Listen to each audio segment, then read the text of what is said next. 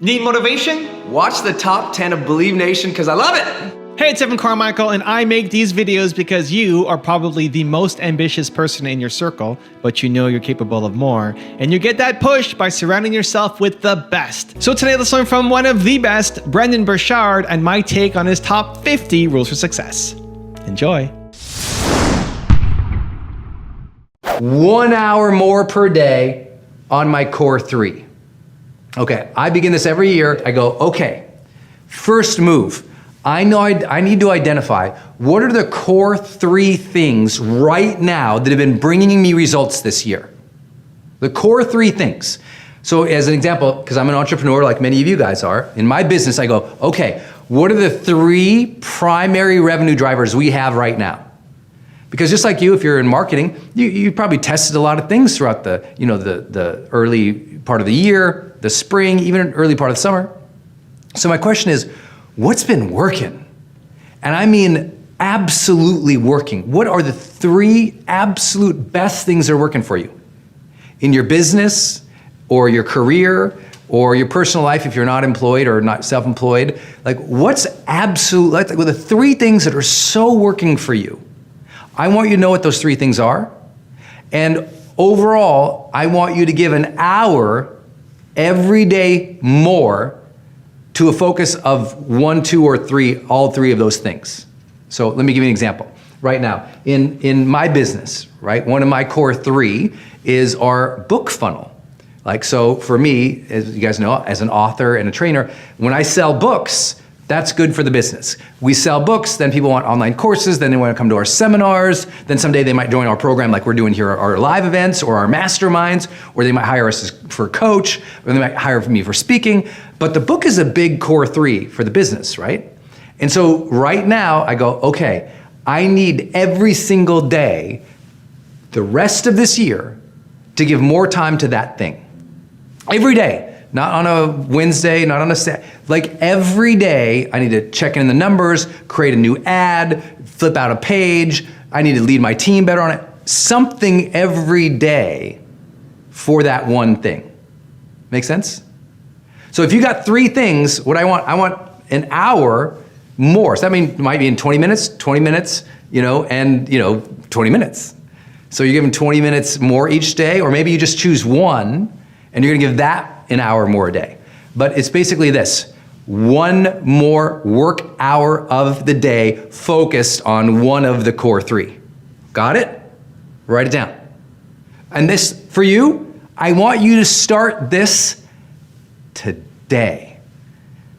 Today. If that means you're watching this in Munich, Germany, and we finish this tonight and you stay up 1 more hour, I'm like, cheers, man, do that. But it's like today, for those of you who are here in the US, in this time zone, I'm like, today, 1 more hour on focusing. I often call it the core 3 or the needle movers, the primary 3 things that are working. I need an hour more from you a day for the rest of the year. And you will thank me for the next decade. You're like, oh my God, Brendon. Because what happens is, and you know this, you're getting caught up in distraction. And so right now, people are lackadaisical and they're not focused on the right things. So I want you to think, where are you distracted? I want you to clear out the distractions. I want you to say, the core 3 things in my business are, and I need you to give an hour or more a day on those. That's it. If you'll start that now, and you'll punch in that hour more every day until Thanksgiving, I promise your Christmas will be unbelievable. Confidence is your belief in your ability to figure things out. Now, often you cheat yourself because you think, well, no, confidence is I've done everything I need to do in the world and I have all the successes and I'm on the cover of magazines and I'm rich, and we tell ourselves, I'll have confidence when. But if you're gonna change your life, you need to right now adopt a more confident mindset and say, you know what? Confidence, I don't have to know everything in the world. I don't have to be the most successful person on the block. What I need to do is believe in myself and believe in my ability to figure things out. Give me enough time, energy, resources, mentorship, study. I can achieve my dreams. That's where it really begins. Belief in our ability to figure things out. Now, of course, at a deep psychological level, we know that confidence is all about your sense of worth, your sense of capability or ability to do things, and your belief also in not only yourself, but your future. And let me say those couple things to you. Worth, ability, future. If you don't believe you're worth anything, obviously your confidence is there. If you don't believe you're able to go do anything, obviously your confidence is there. Psychologists often call this self-efficacy, right? You just don't feel like you can, be efficacious or be a person who gets things done in the world because you don't believe in your ability. And last, confidence has a lot to do with your perception of where you'll be in the future. If you think you're gonna be broke and a loser in the future, obviously you're not gonna go for it today, right? If you see yourself as lonely and an outcast in the future, you're obviously not gonna walk up to her or him and say, hey, how you doing? In my industry, as I came in the thought leader industry, we call it, which is, author, speaker, coach, seminar leader, life coach, business coach, or online trainer, or online thought leader, social media thought leader. In that culture, which we just call the thought leader industry, when I came into it, everything was outsourcing. Everyone says outsource, outsource, outsource. Don't need to do video, outsource it. Don't need to do audio, outsource it. Don't need to learn how to manage your stage career, outsource it. Everybody said outsource everything, but I was like, you know what? That's just not true. In every given career, there is a set of skills that you have to master and develop into if you're going to become excellent at what you do. If you're going to become the highest paid in your company, or highest paid in your industry, or highest paid in your field, you have to dial it in and understand, what are the skills I'm working on? You hear me say this before at High Performance Academy. Like, if I parachuted into your house right now, or onto your roof, and then climbed down and got into your house. If I came into your house and I actually looked at your calendar, we opened up your laptop, we looked at your calendar, could I see in your calendar over the next couple months, clear block time that you've designated towards developing the skills that are necessary for you to win? Like, is it in your calendar, or are you just gonna outsource it? And you really have to know what those skills are. For what I was doing, people told me at the very beginning of my career, Brendon, you don't need to learn video. Why would you learn video? Just hire a videographer or a filmmaker right off the bat. And I said, well, one, I just started my career. I'm what you call broke. I don't have the ability to just go hire people. I know some of you guys are watching this and you're like, I don't have the ability to hire 10, 15, 20 people, but everyone tells me just go hire people. Sometimes you need to develop the skills to do everything in your business until you get the amount of revenue where you can hire somebody and maintain their monthly retainer or maintain their salary.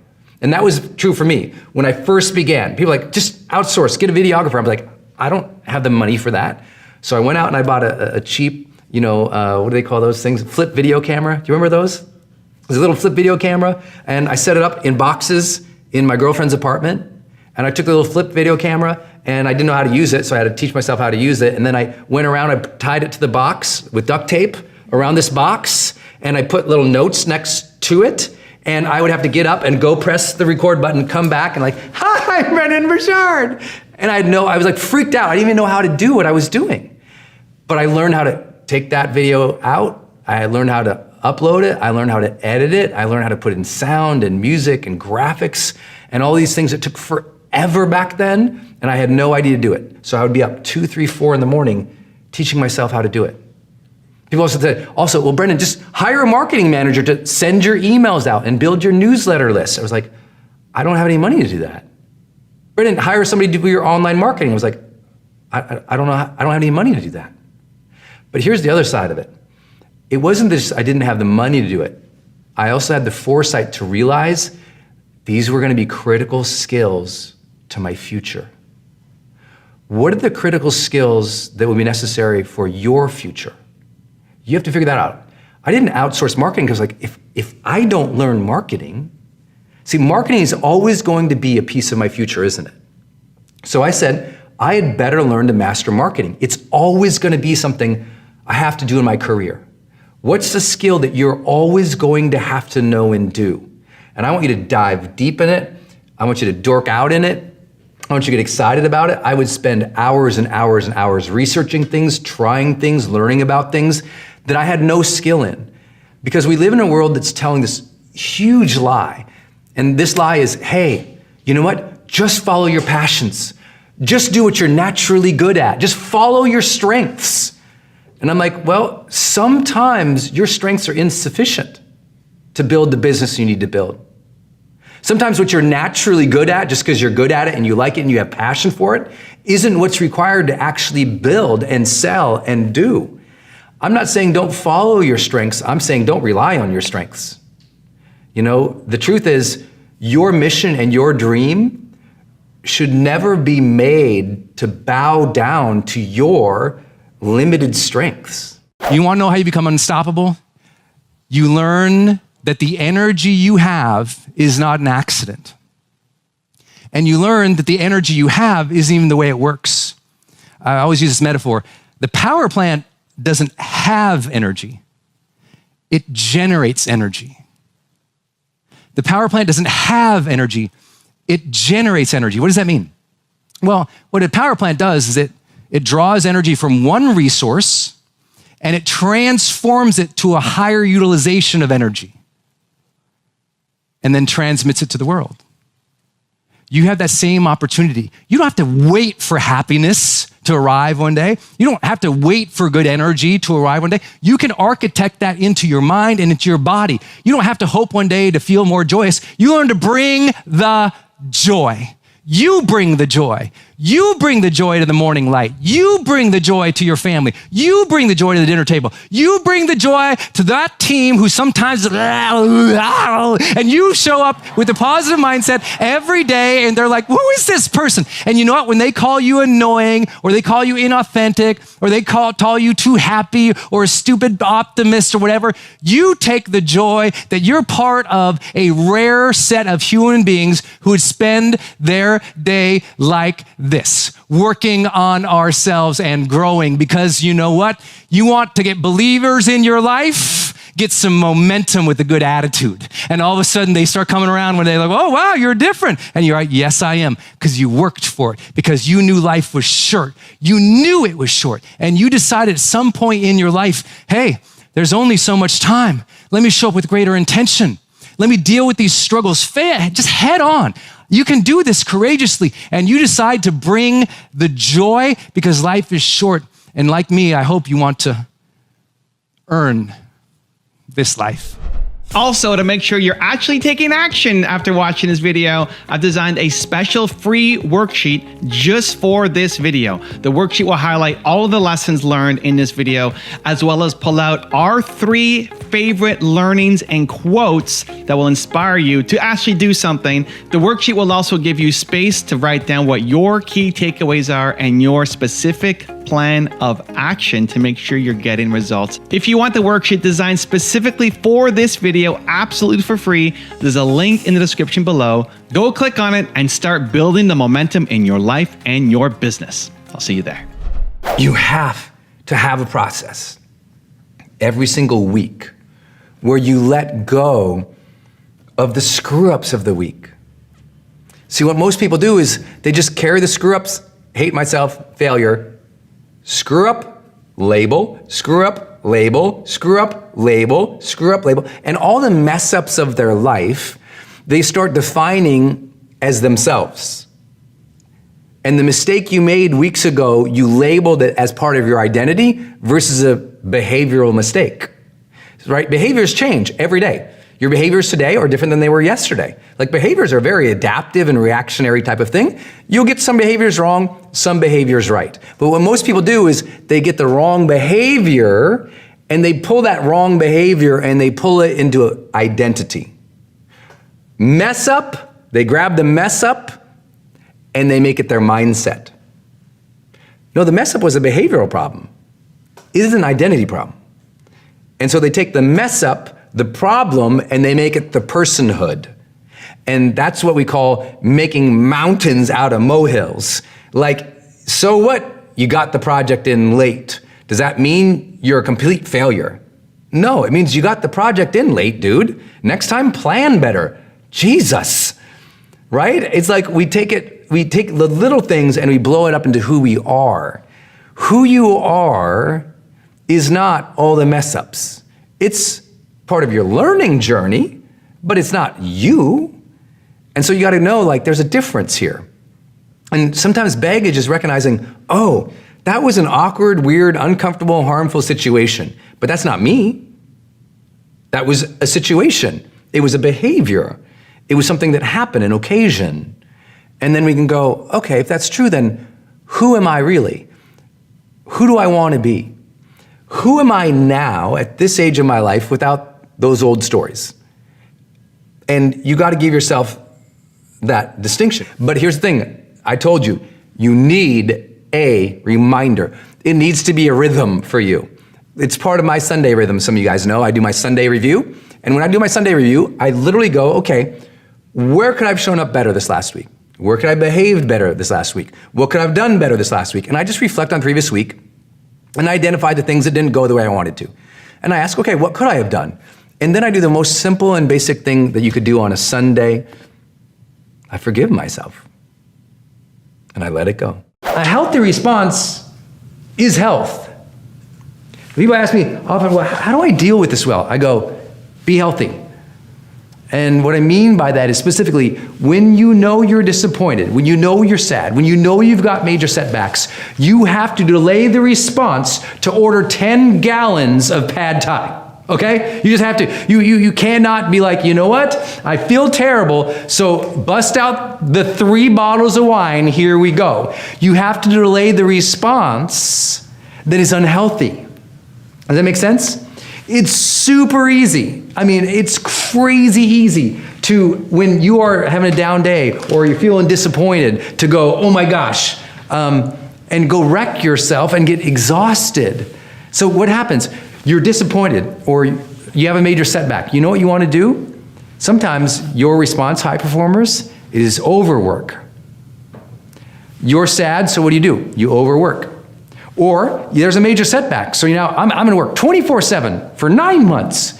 And you basically kind of kill yourself working. And so in that way you say, but I'm getting ahead. No, actually all of productivity science and all of well-being science proves over and over and over again, you compromising your sleep and overworking yourself is actually making your decisions be poorer. It's making your reactions to other people be less sensitive, less helpful. You're worse at negotiating. You're worse at closing sales. You're worse at effectiveness in your own time of doing basic tasks. You're worse at everything that has to do with leadership and progress and human relationships. You're worse at when you cope by overworking.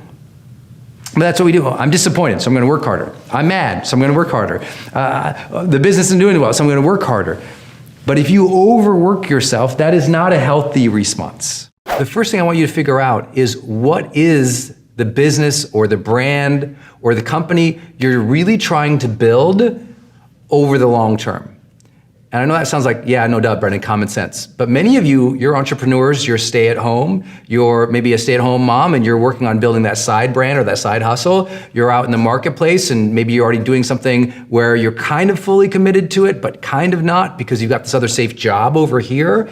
Maybe you're somebody who just started and you're not even sure what you're supposed to be doing yet. The wrong time to hire is when you don't know what you're supposed to be doing yet, you don't know the business model, and you don't know where you want to be in 3, 4, 5 years. It's really important for you to get clarity before you hire. And I know that's so common sense, but it's not common practice. And a lot of people hire too soon, and then what happens is because they didn't know the business model, or they didn't know what they really wanted, they got in a place where they had a lot of team or that first virtual employee, that first assistant, and they were all kind of running around like, what do we do? What are we here for? And you didn't even have clarity on your purpose or your mission or your ambition for the business. And that's not where you want to be. Because I think the most important thing is when you're going to hire and build a high-performing team is that you have commitment for your future. You have clarity. When you are hiring, you're not hiring because you have a side hustle. You're not hiring because you have a hobby. You're hiring because you have a clear mission. And your commitment to that is everything because you're going to ask people to come on your team who they're committing their life, they're committing their day, they're committing their mortgage payment, their rent payment to you. There's a responsibility in you hiring that you've got to know what you're hiring for. And that is so critical. I see people do that all wrong all the time.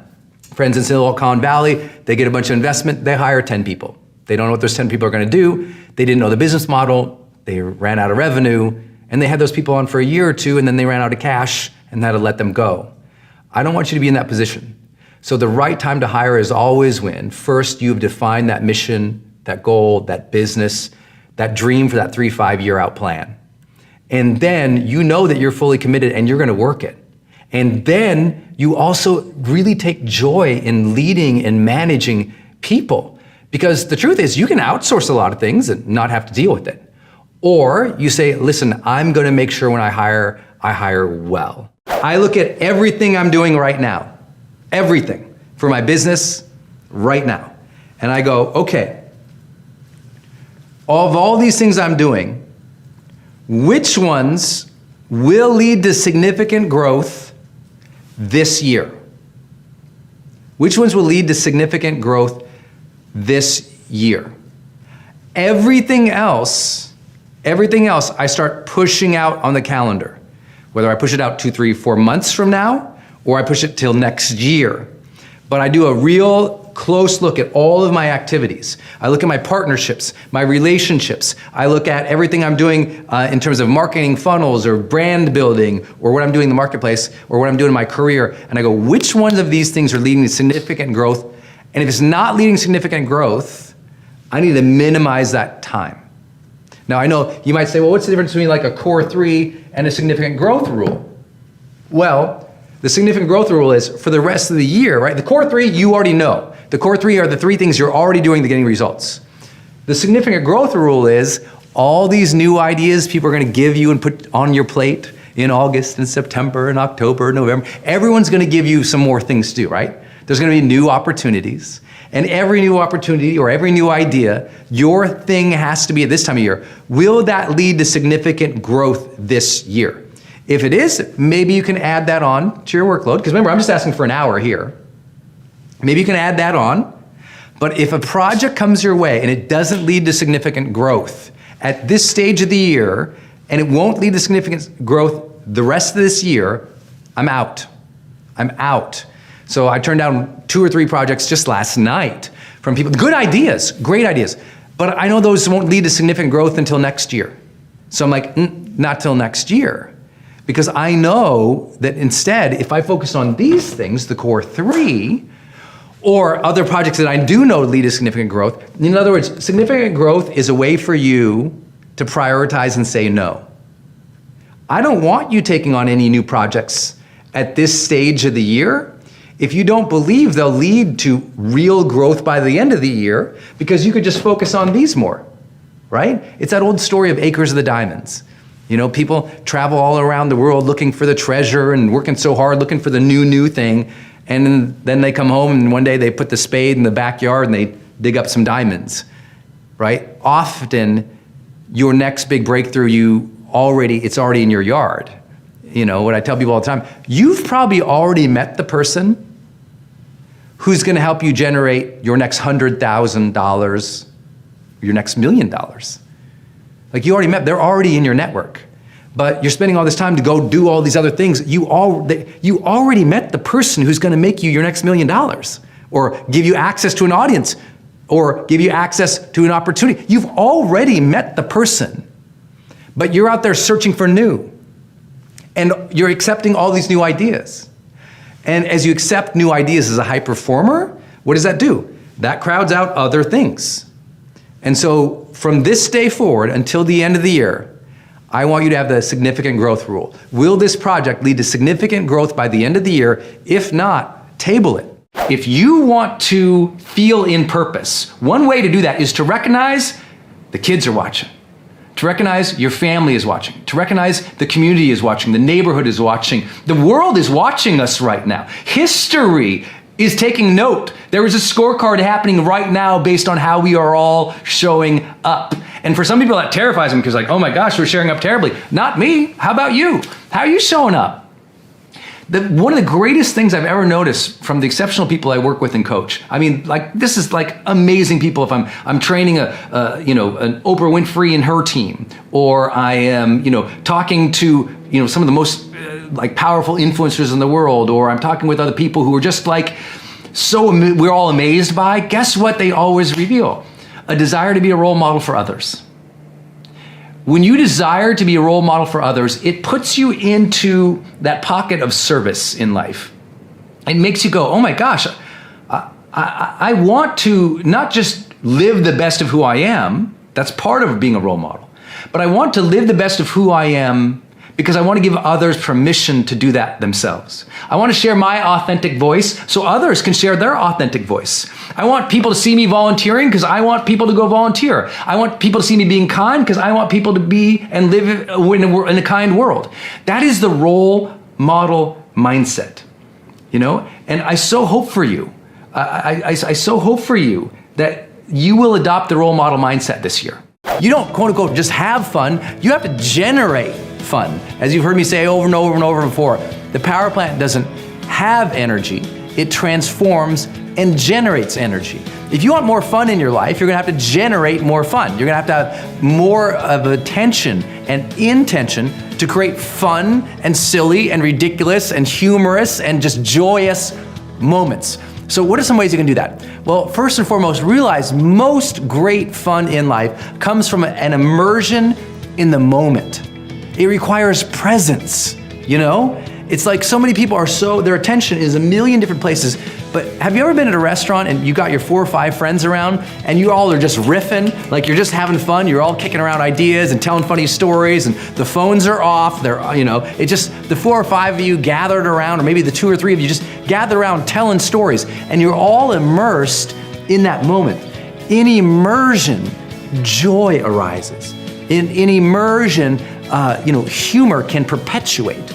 In immersion in the moment, in presence of the now, you have access to a greater level of energy and awareness all around you that now you can really transform into fun. So you have to begin by having an intention each day to say, I'm gonna be present in my moments today. I'm gonna be present in everything that I do. Present in my conversations with people, present in the tasks that I do, because in that presence, more passion can come to a light and more fun can be had. It begins with having intention to immerse. Here's what the 45-day quit rule is, and it's hard for me. I hate this one. I look at all my big project ideas. I don't know about you, but I have a journal with all my big ideas in it, or I have my vision board, or I have an Excel spreadsheet of all these different ideas and projects I want to do. And I've got right, as an example right now, I know my next 6 books I'm going to write. I know them. I know my next 3 campaigns I'm gonna launch. I know them. But here's what I have to force myself to do, and I don't like it. I say, okay, if this is a major project that I want to do, even if it could lead to significant growth, if I'm not going to start it, listen to this, if I'm not gonna start it in the next 45 days, it's off my plate until next year. And I push it to 2019. I literally just take it from my journal, my little bucket of things I want to do this year, and I put it out into 2019, and I feel so mentally relieved. A lot of people have a lot of anxiety about the number of projects they have on their plate that they really want to do. And so what ends up happening is that anxiety leads to a lot of procrastination. That anxiety leads to a lot of poor prioritization because there's so much to do. They're like, oh my God, there's so much to do here, so I won't do any of it. Have you ever had that? Have you ever found yourself in front of Netflix going, oh my God, I have so much to do, but I just watched the 4th video in the 3rd season. Has that ever happened? You have so much to do, and that's the problem. You have so much to do that you haven't prioritized what you are going to do, so you don't do anything. So what I do is this time of year, I look at all those things that are on my plate and I get honest. Which ones am I gonna start in the next 45 days? And if I'm not gonna start in the next 45 days, put it in 2019. Now it's not even on my mental concern. It's not even on my dashboard. No anxiety there. No, oh my God, I still gotta get that one in. Nope, it's gone. That's the 45-day quit rule. I encourage you to challenge yourself to try it. You need to know what moves the needle in your business and hire to that, not just what you like. You need to know what skills are necessary for your future and develop that, not just what you're naturally good at. And this is where people fail all the time. They're just trying to play in their own lane. But once you step into the role of a business owner, or you step into the role of leader, it's no longer about just your passions. You have a responsibility. It's called stewardship. You have stewardship to your team, to their mortgages, to their rent. You have stewardship to your company now. You have stewardship to the future. You really have to step into the identity of CEO, even if that's not what you're about. But I've learned so long working with entrepreneurs, some of them just never step into the identity they need to assume to win. They never stepped into, I'm the CEO now, I'm in charge. So they kind of half-ass it, they kind of like hobby it. They're not really in that role where they've defined, this is who I am, I'm in charge of building this. If I don't, it all falls apart, and take it upon themselves to say, I have to lead here well. I have to do well here. Because if they don't do that, guess what?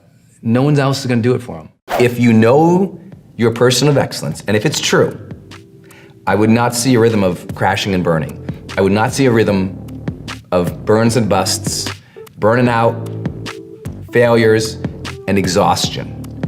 And it's really hard because I know, trust me, like there's so many nights I'm like, oh my God, if I just stay awake for 4 more hours, I can get these projects done. And you know what? And then I'm a complete idiot 72 hours later. I know it will catch up with me. Those who play the long game don't compromise in the short game because they know it catches up later. And that catch up is a devil. It is a bear. It is a beast. It knocks you down. And what happens is I'll compromise 3 hours here. But then because that compromise 3 hours here, you're knocked off your feet 3 days over here. So if you'd taken the 3 hours to recharge, you wouldn't be worthless for 3 days in the middle of the week, right? I want you to have steady rhythm. That's what we call high performance, that ability to have long-term success while maintaining your well-being and your health, my friends. You so deserve that. Double down on your goodness. You want to have an exceptional and incredible 2020? You want to find purpose this year? Double down on your goodness. Adopt the role model mindset and say, how can I be a role model? How can I serve? How can I do more good in the world? Because as I do more good in the world, I lift the world. As I do more good in the world, it challenges me to be a person of potential. And as I challenge myself to be a person of potential and I inspire other people, I feel like I am serving a purpose. See, when we sense that we're role models to others, purpose is connected in that very moment. When you know you're being a role model to your kids, boom, purpose is connected. When you know you're being a role model for your team, boom, purpose is connected. When you're standing on stage and you're speaking your truth, boom, purpose is connected. You don't have to go hope to find it. It's connected when you are being a role model. It's connected when you are activating your full potential. It's connected when you are in alignment with your truth. You got it? You don't have to go look for it. You need to connect to it. What are the skills you have to develop? For me, that was video. For me, that was online marketing, including building web pages, starting newsletters, sending out newsletters, building opt-in pages to capture name in emails, following up with sequences, automated marketing sequences. I had to learn how to do that. I had to learn how to do webinars and all these other things. Not because I wanted to, but I thought, am I always gonna do webinars in my business? Probably. I had to learn how to do them. Not because I had a passion for it. I was like, I'm always gonna do them. So let me figure it out first, try it out first, do some research. There's plenty of things online that will help me figure that out. And then after that, then I can go into hiring somebody else because I can manage it. So first piece, develop the skills needed to win. And if you don't know what those skills are, or those skills don't currently exist in your calendar, meaning you're developing them then you're just going through the motions, you're winging it, and frankly, you're risking your career. One of my favorite things to do, to check to see if I got a high performer in the midst, when I talk with people, I go, what are the 3 skills you're working on right now and developing? And if they don't know it, I know they're amateurs. That's just it. They're just amateurs, they're beginners. And that's not to judge them, that's just to say they haven't stepped into living what we call the high performance experience. The high performance experience is all about developmental goals. It's all about bringing our best and growing into what we need to. Your daily G3 journal and review. If you've heard me teach a lot about downtimes before, especially in the last couple years ago, the G3 was the 3 Gs. And it's what it means is every single day, I want you to journal on these 3 things. And I do mean journal, meaning you write it down in the morning and you review it at night. So that's why it says journal and review. So you write in the morning and review it all at night. And so here's what the G3 is. The first thing you know is your gratitude. And that is just, what are you grateful for? Why does that make you feel good? Why are you thankful for it? And just write it down in your journal. Just a whole, like you should have a gratitude journal already, but when you're disappointed or having setbacks, I want you to do the gratitude in the morning. A lot of gratitude journal stuff is at the night. I want you to move it right up the morning. Like just, you got to prime your morning for some goodness. So right off the bat, you got to do that, okay? So gratitude. Second major thing I want you to focus on is your goals. What are the specific daily and weekly goals you're working on? You got to get really narrow focused, right? When you're disappointed or sad or setback, the idea of creating a vision board and seeing out 10 years from now, that's too much. What you need to do is get really close in near term. This day's goals, this week's goals. Because if you can check those suckers off and get a little progress in, you'll feel differently as we talk about. So goals is important. And the third G is goodness. And the goodness is noticing what is good from the previous day. So when you start the day, you're like, okay, what am I grateful for in general, for life? What are my goals specifically daily and weekly in each of these different areas of my life? You might have goals in your career, in your health, in your finances, in your relationships. And then the goodness is, what actually good did happen yesterday? And that will just get you in a place where you're like, oh, this day is going to be good too. It's making you more mindful to all the good things. And the reason I do that one last, and the difference between gratitude is general things you're grateful for. The goodness thing is to think about what good happened yesterday. And the reason we do that, because in neuroscience, we know that thinking about the goodness from yesterday is triggering your hippocampus to kind of turn on and fire up. And if we get more memory activation off the bat in the morning, we actually have more creativity in the day too. It's weird. Sparking memory is good for creativity. Creativity is very good for coping. And so that's why I'm trying to get you to reflect a little bit on something that happened yesterday, just to think through, find that mindful moment. And it's also teaching you to be more mindful of the moments each day, not just grateful in general, but actually being mindful for the good moments each day. So I want you to do that journal every morning, and then every night, I want you to look back at it and think about it and maybe repeat it if you want to. I just want you to review the day and review those things. What was I grateful for? Oh yeah, that's right. Because maybe at the end of the day, the truth is you haven't moved a lot forward. Maybe, your spouse or yourself, you're still sick, or maybe there's still conflict, or maybe the business still, because I'm not going to be Pollyannish and say everything changes in one day and everything's great just because you did your gratitude journal.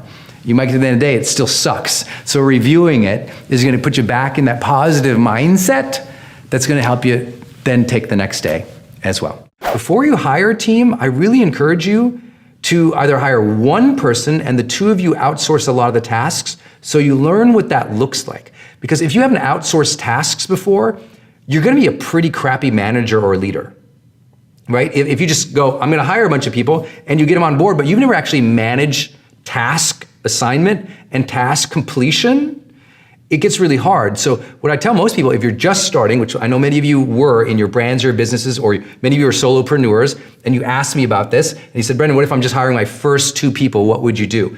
I say, my first 2 people, I might first understand your skill sets.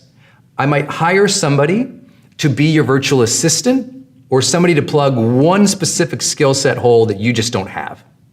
But then the 2 of you, before you hire number 3, 4, 5, and 6, I actually want the 2 of you or yourself to outsource first. Go to like Upwork, go to Fiverr, go to something where you can put out tasks as projects to people and manage that. See how that feels. See if you like that. See if you find yourself going, I don't really like working with other people. Some of you should never work with another human being. You're horrible. You should just know that about yourself and accept that about yourself. Step into that truth. If you don't want to lead or be around people, you know what? You'll find that out pretty soon as you start outsourcing. I really encourage you.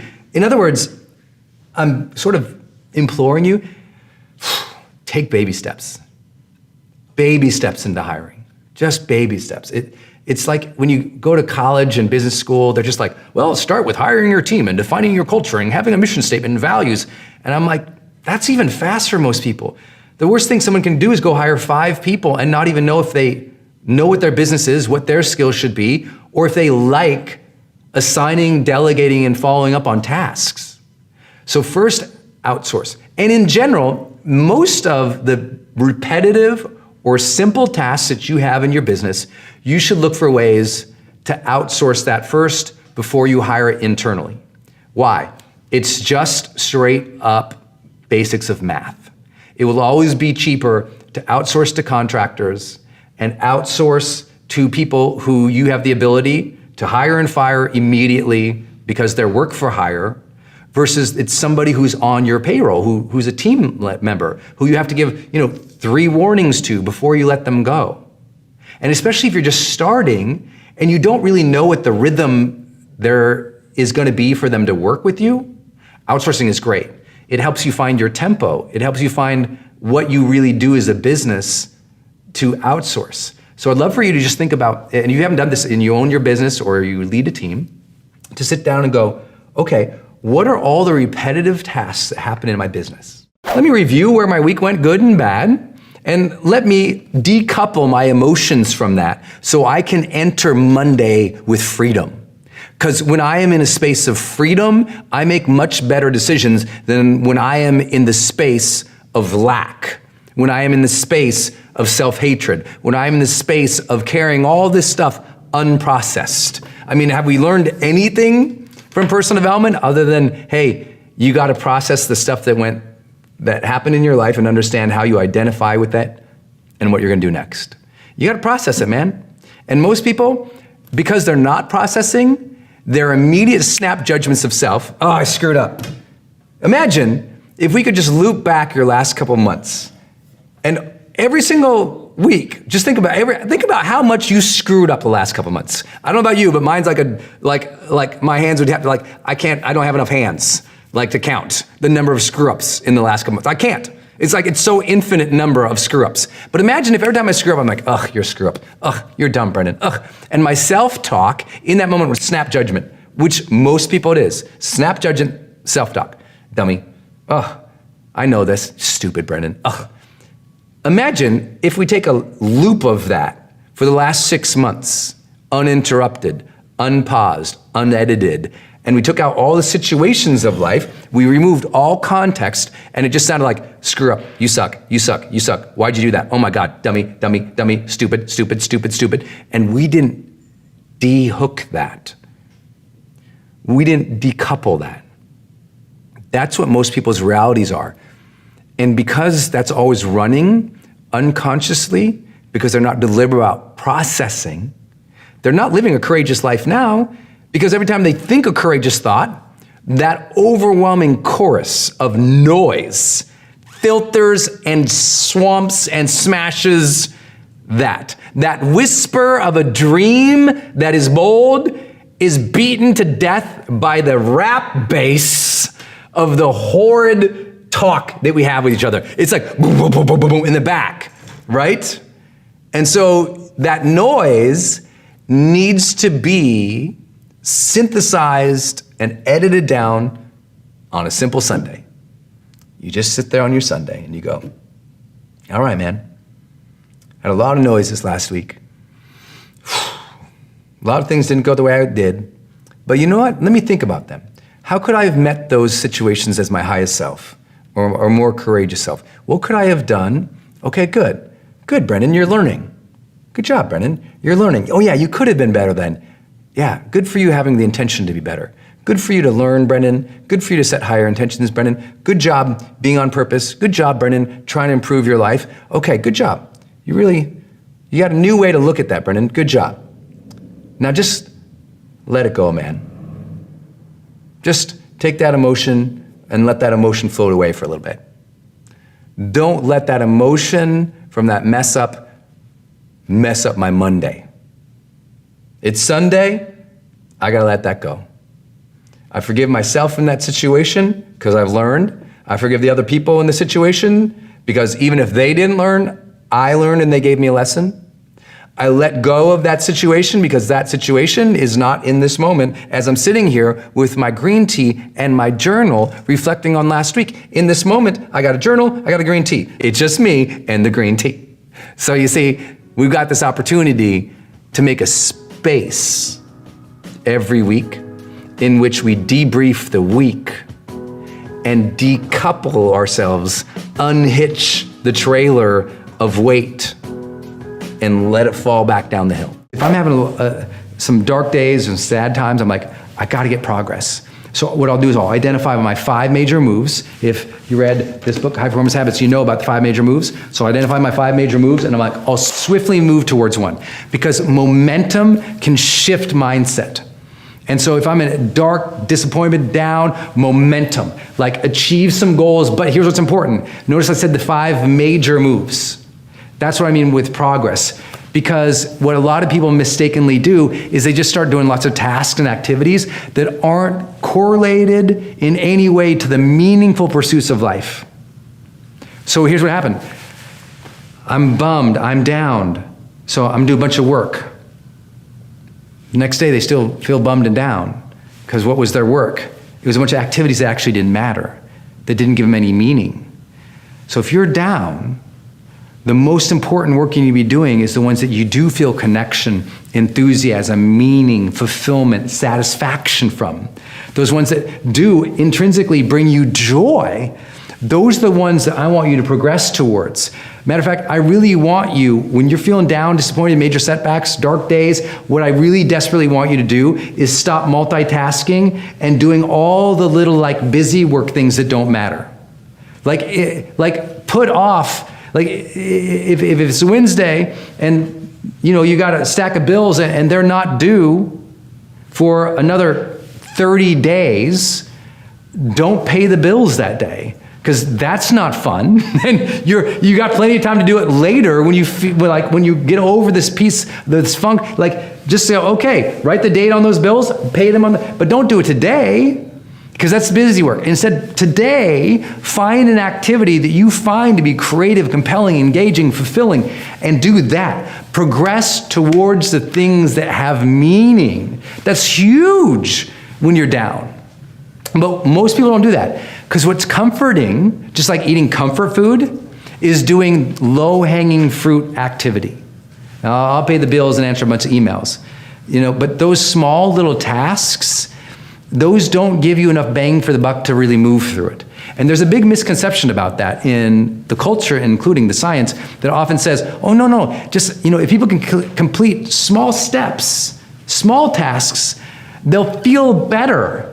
And it's like, well, yeah, I mean, we all have this reward system in our brain and a little dopamine will fall out. But do we want a little drip of dopamine? Or do we want the floodgates to come open and feel alive?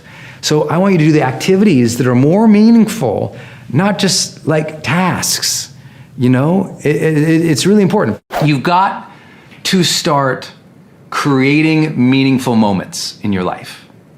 What do I mean by that? Well, listen, you and I both know, how many times do you get caught up in the day?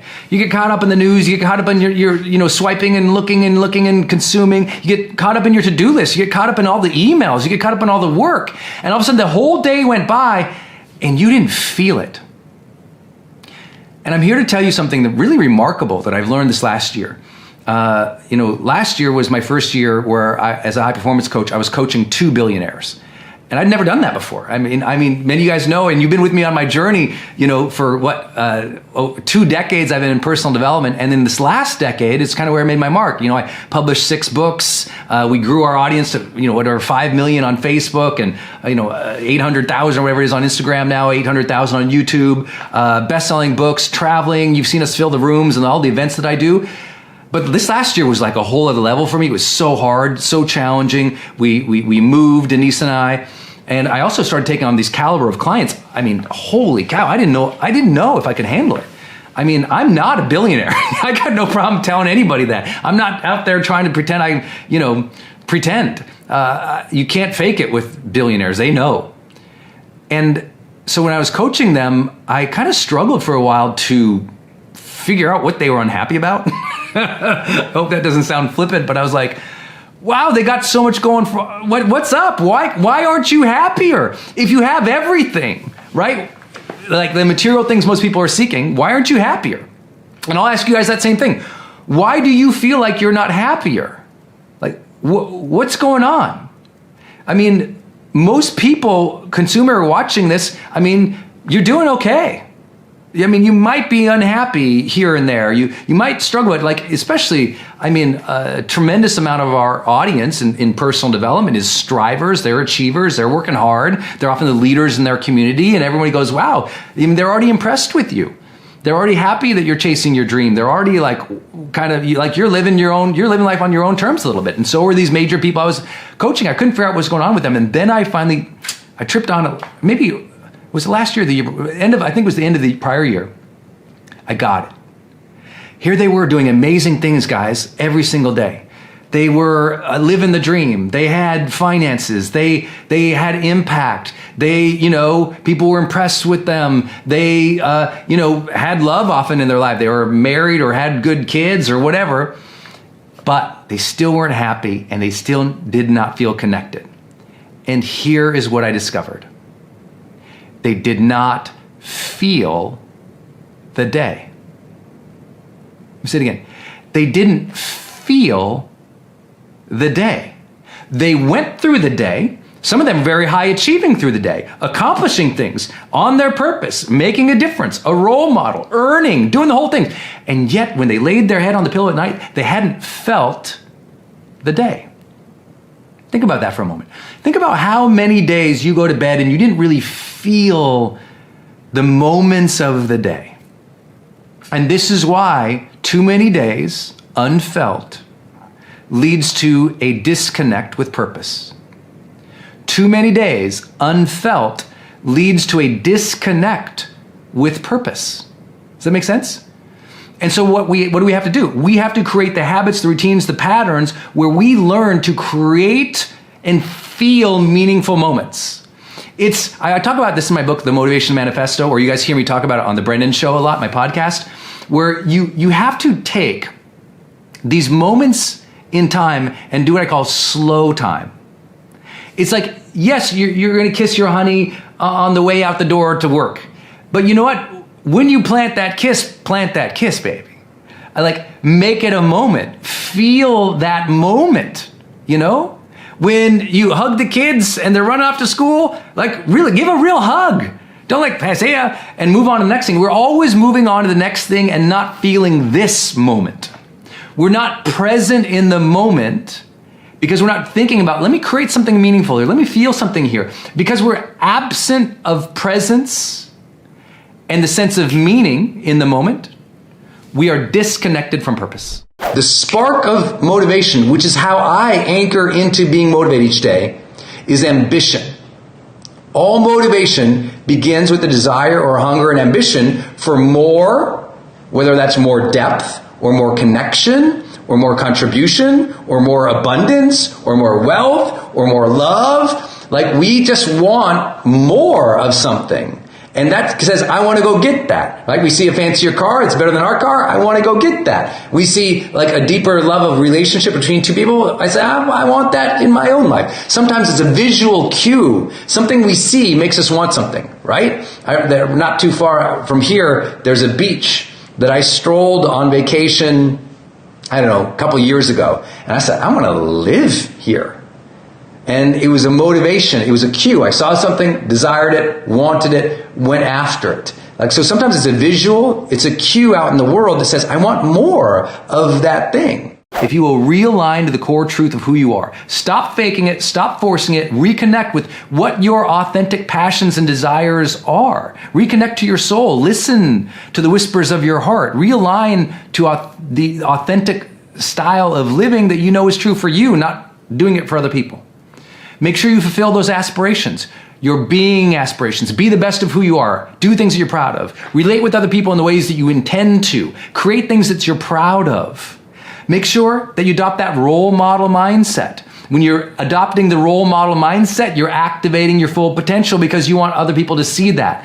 You want to do things of integrity and value in the world because you want other people to role model that themselves. You're creating the world that you want to be in by living that. You're activating your potential. You're being a role model that will connect you with purpose. You don't have to seek it. It will connect you. When you are in potential,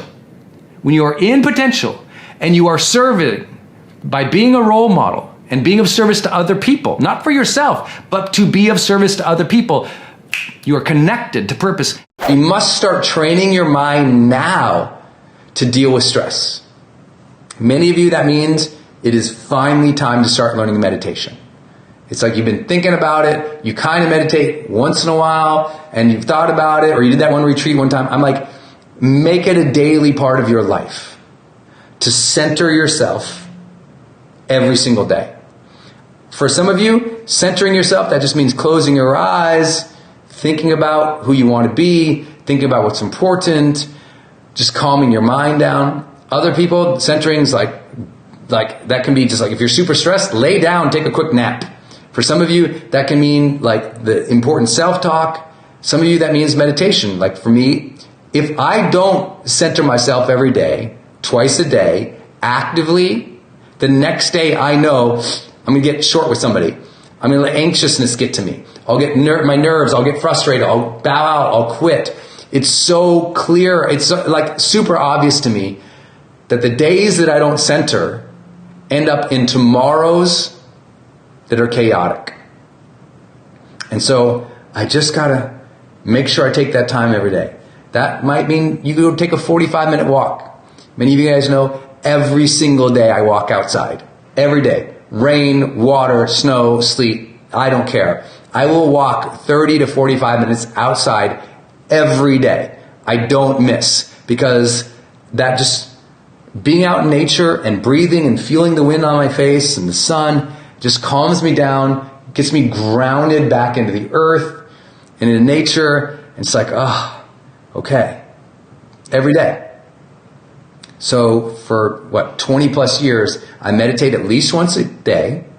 I think for the last 14, maybe 11 years, I've meditated twice per day. Sometimes it's only 5 minutes both sessions. Sometimes it's 10 minutes both sessions. And when I don't get that, I might take like a 30-minute nap in the afternoon. At some point, I'll sneak away. Even when I used to have a corporate job and work for somebody else, I'd go close the door in one of the rooms, one of the meeting conference rooms. I close my eyes for 20 minutes. I meditate, take a nap, lay on the floor, do whatever I have to do to recenter my mind.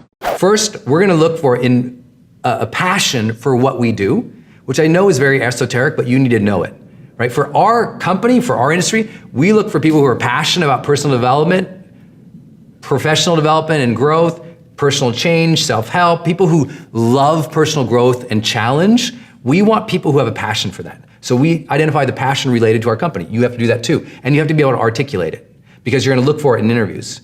Then for us, because we're still a startup, we're under 40 some people, right? Our goal is we look for the ability or the history to deal with unknowns and to get stuff done. Meaning people who are adaptable, flexible, who can come in and kind of figure things out and get things done. They have an experience of either starting new things or being on projects where it was not super well defined. The company they worked for or the teams they work with were fairly flat and self-managed. Just people who can kind of come in and figure things out and get things done. Third, we're looking for people who have ownership to any failures or struggles. One of my favorite questions to ask people when I'm interviewing one-on-one is a question like, tell me about a time when you were working on a project that you really loved and it completely fell apart. Or a project that was really important and it didn't turn out well. How did you handle it? Tell me about that. And if they describe that and all they do is talk about how everybody else screwed up and they were the savior, and then they're probably not the right person. I look for people who go, you know what? This was a project we were working on. It didn't go so well. And I want them to be able to see I want them to go, I'm bummed that didn't turn out. If someone can describe a train wreck with no emotion to it, don't hire them. So if you ask somebody, tell me about a time that you did a project and it sucked, and they're like, well, and they have no emotion, they're called a sociopath. Don't hire those. They don't do good in culture. okay? You wanna make sure that someone has feeling and emotion to something that failed in the past, that's gonna have passion for what you're doing. I always tell people, one of the number one things I love to hire for, which is weird with my new team here, but I love to hire for this single quality, guilt. I love to hire for guilt. What I mean is, I love to hire people that I know if they do a bad job, they'll feel bad about it. Think about it. You wake up, you grab your phone, you're like, you know, and all of a sudden you don't have any motivation. Instead, you look through all this stuff and all it did is make you feel like you're not enough, or it distracted you, or it upset you, or it created, anger or anxiousness. You got to be careful how you're using cues to start your day. I use cues to start my day motivated. And those cues to start my day motivated are things like I literally wake up and I'll wake up and I'll think of things that I'm grateful for and that I want to give in life. I'll wake up and I'll think about someone I want to do something nice for or surprise today. I'll think of something I can be excited about today. I'll, as soon as possible in the morning, revisit my ambitions list, my goals list. I'll look at them. I'll not wander through the day looking at social media and then, I guess it's time to work and look at my goals. It's like my goals, in the first few minutes of the day, I'm revisiting them. And what I'm doing is when I'm looking at my goals or my agenda or my schedule, I'm looking at it and I'm thinking, okay, why do I want this? What would life be like this? How could I go get it? What should I do today to make that happen? And that motivates me. That's my list of goals, my list of ambitions, the things that can excite me. In other words, it's very intrinsic goals. It's intrinsic rewards that I'm after. I'm like, if I go do that, I will feel better. If I could have this, I'd be happier, right? It's not that I can't be happy with now, but I want to pull. Like if I can have that future pull, that's going to motivate me to go do stuff, right? I have to literally generate that in my mind. And so when I have that connection in the morning, then my takeaway for you is connect with your ambitions every morning, very first thing in the morning. Somehow part of your morning routine, connect with your ambitions. Look at them. Why do you want them? What would you get from that? How would you feel from that? What would that generate? Why would life be more meaningful? Really connect with that ambition every single morning and you'll start to notice you feel better. Is there somewhere, can you show me on a wall, visually in your house, not on your computer, not in your little phone, not on this one little note that you tuck away and you hide from everybody else so they don't see what you're working on. No, show me a wall with your battle plan. See, so many people don't break through. And they don't break through because what's end up happening for them is so often they're in this place where, unfortunately, the truth is, they didn't have a plan. And they won't talk about it, and they won't say anything to anybody. And yet, if you get down to it, you start coaching, you start working with them, you find out they didn't have a plan. They did not have a plan. And so I think it's so important that you realize the value of having your battle plan, right? So a battle board. What's a battle board? If I showed you your house, you would have a wall somewhere. Maybe it's maybe you wrote it on a regular 8.5 by 11, or if you saw it in my room, it's like I literally got like butcher paper, and I take some blue tape, and I strap this thing on this butcher tape across the wall. And what is on that wall? There's 12 boxes on that wall, ladies and gentlemen. What's on that battle board? 12 boxes. What's each box? Yep, a month. Each box represents 1 month. And within that box, what do I have written down? The goals that have to happen that month. The metrics that have to happen that month. The steps I'm going to take that month. The key activities of that month. Right there on the battle board. Y'all got it? So, and I've seen a lot of these from clients before. I'll walk in and there's their battle board. And they might have a fancy one made out of burlap and tacks and beautiful Instagram ready battle board. And here's what they got. They got their mission statement across the top. And then they've got on there a reminder of the 3 words of who they want to be as a person. Enthusiastic, bold, present. Oh, I like that. Then they've got the 12 boxes. Oh, look, in July, here's the numbers they're trying to hit. Here's what they're trying to do in August. Here's what they're trying to do in September. And on that battle board, it might be the most simple things. It might be in September, event coming up. Okay, what are they doing before the event? Here's the 5 steps. Okay, October, what are they doing? They're taking the vacation. Here's what's going on. But visually representing your battle plan that's on a wall that you see all the time is so important. The very first move you must do when you feel that coming on, when you're like getting whacked around into chaos, the very first thing I want you to always remember to do is center in on your breath. I want you, as soon as you feel like angry, start taking deep breaths from the belly, and I want you to count those breaths 20 times. Just start. Like immediately start counting your breathing. If someone's hollering and screaming, before you holler and scream back and react, breathe. The best way to center the mind and the body is through deep breathing. There's literally thousands of years of research behind this in terms of both the more anecdotal to what we now know in neuroscience. That deep breathing can deeply calm the mind and help you make better decisions. So just breathe. Just breathe. Perspective you get from time away from something or from other angles into something. And so the most important thing that I can encourage you to do, just like I asked you to socialize sadness, is to share how you're viewing the problems that you're having in your life or the challenges. And what I mean by that is literally share how you're thinking about it. So if you're struggling with something with your team or your business, then go to your team and say, hey, can I just walk you through how I'm thinking about this and seeing this? Perspective is not trying to solve anything, right? This doesn't say problem solving. It says perspective. It means you share specifically with other people how you are thinking about something and ask how they would think about it. Follow me? So it's like, you know, I'm dealing with this loss in the business right now, and it's really bumming me out. I don't know really how to think. Can I just share you how I'm thinking about it? And you need either a coach who can hear that, a comrade, a collaborator, a colleague, someone who you know, like, and trust, who you can just share how you're thinking through more often. Because most disappointments happen because we get myopic, meaning we narrow our focus solely to the problem. And in not describing how we're viewing it, we can't broaden it.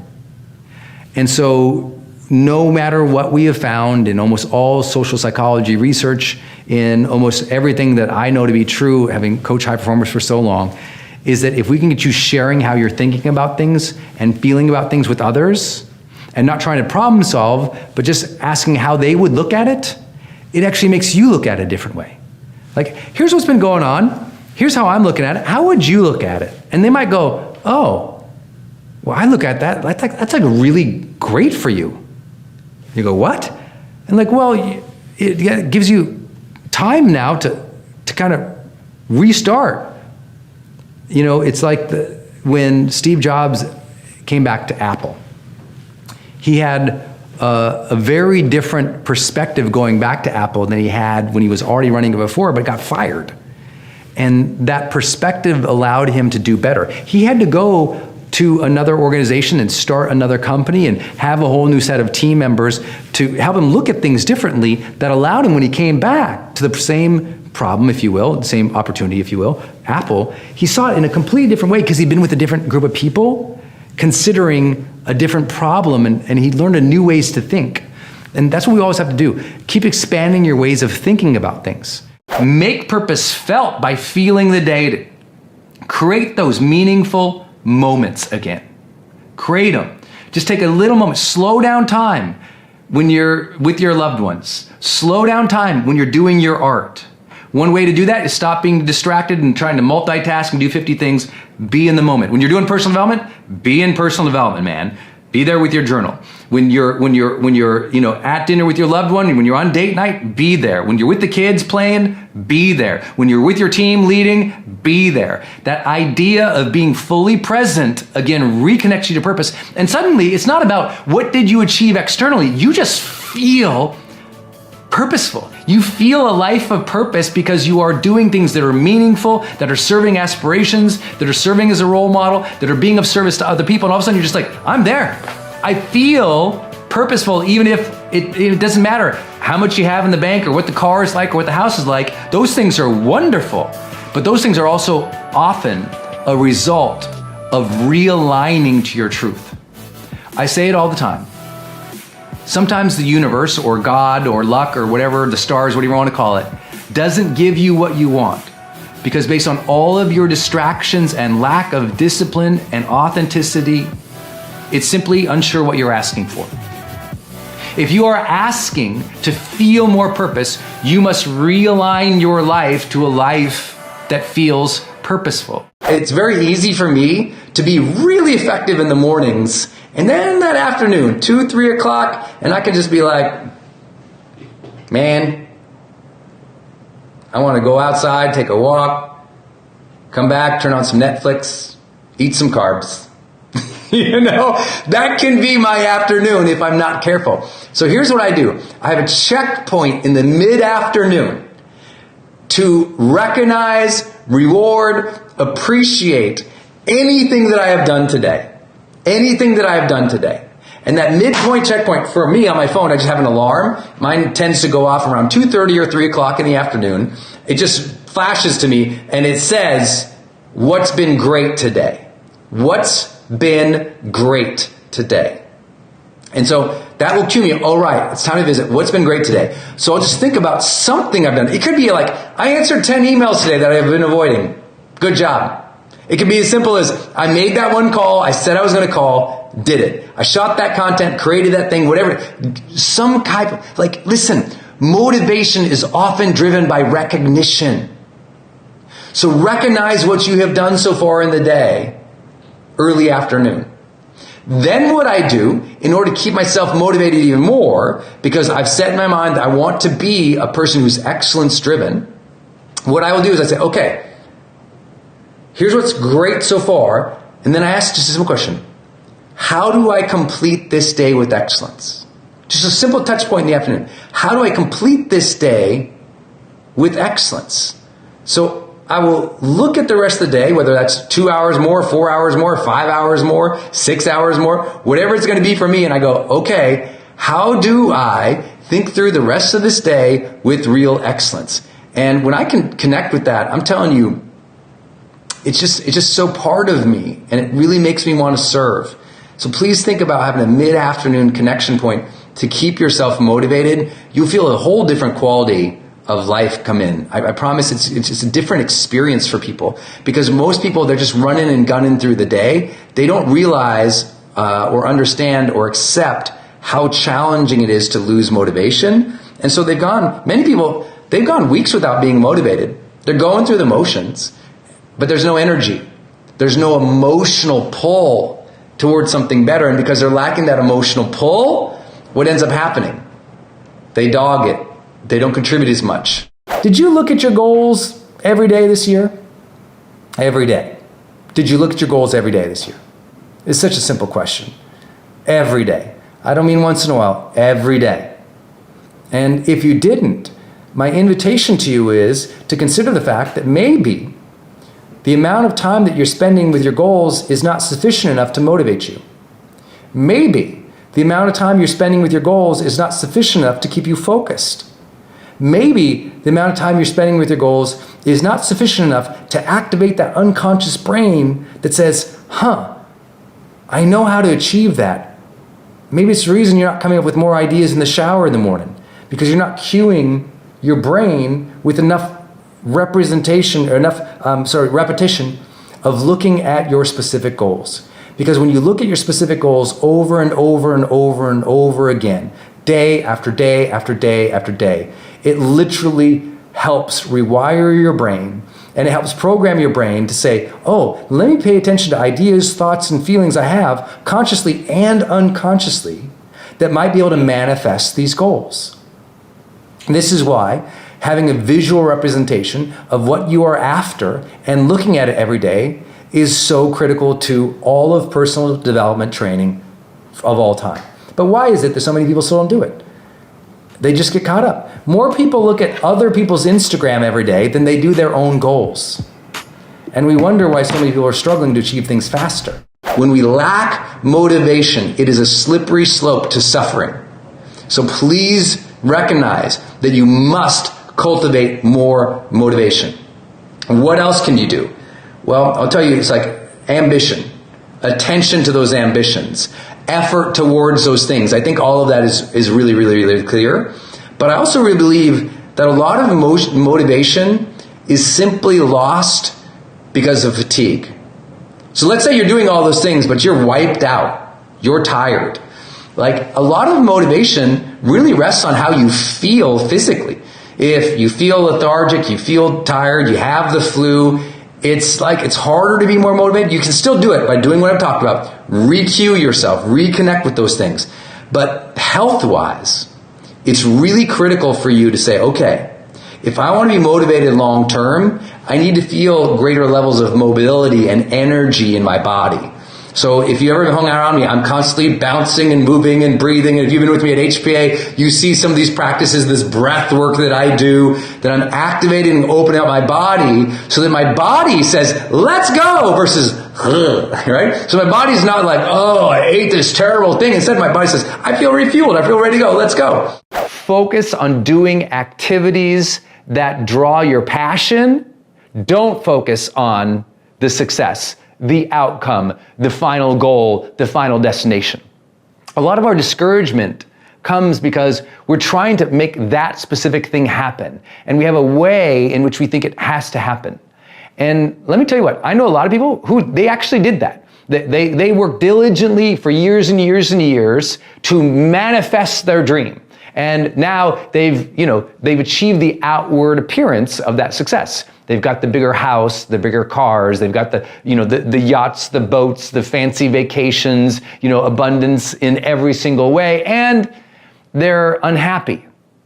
Because along the way, they were focusing on those external things versus the activities that bring them joy, passion, and fulfillment. And what happens is, you want to compromise on the activities that are actually part of the dream so that you can have the dream, right? It's that person who works a job that sucks for 20 years to finally get paid something, to finally quit that job, to do the thing they really wanted to do. So for 20 years, they did things that they weren't even passionate about, fooling themselves like, well, I just need to save and save and save and finally one day be able to go do my dream. And it doesn't really make any sense. Don't give up 20, 30 years of your life doing something, hoping to earn the right to do the thing you want to do. Start doing the activities you enjoy and make you feel challenged or creative or satisfied or fulfilled or on fire now. I think that's what's so important. Everyone thinks the dream lives in a destination. And I always say, no, the dream lives in the activities that you do today. Are you doing today what you would do if you had the outcomes you seek? Because I know a lot of wealthy people who are miserable in their lives. They achieved outward experience, but they're miserable because they're not doing the activities in the day that actually bring them joy and fulfillment. So if you need patience throughout this journey, the patience will come from connecting with the activity every day. Don't wait to have the dream, do the dream. And if every day you touch that experience, you're doing that dream every day, even just a little piece of it, then you don't get so discouraged. You know when you get discouraged? When you're just not doing it. But there's almost no dream that you could have that you can't be doing something and touching that every single day. Some activity every single day that is actually part of the dream. I have a friend whose dream was to become a world-class chef. And so they were going, they were saving all this money to go to culinary school, and they were having terrible jobs, and they were just like, I'm gonna be a chef one day, I'm gonna be a chef one day, I'm gonna be a chef one day. And I hung out with this person long enough to go, hey man, I know your dream is to become a chef, but you don't even cook right now. And like, no, I'm working to save to go to culinary school so one day I can be a chef. I'm like, no, you can be a chef right now. Cook dinner tonight in an artistic, fun way. Touch the dream now. We look for people who have a passion to take initiative, add new value. We look for people who have a spirit of collaboration. You know what the spirit of collaboration always ends up being? It's two things. Number one, spirit of collaboration is enthusiasm. Do they have enthusiasm for the job, for the gig, for what they're doing? Does that enthusiasm show through? Like, I always hire for enthusiasm. But then two, collaboration requires openness. It requires openness to new ideas, to new people. And that openness, when people have openness, they have a different way of receiving and giving feedback. They're more in the learning mode. And so we're looking for that. You need a 30, 45-minute interview tops. Like, interviews should be quick because you should know what you're asking for. By the time they get in the door, either your HR company or the staffing company you're working with, they should have already done the preliminary work to see, like when they come in the door, they're already qualified.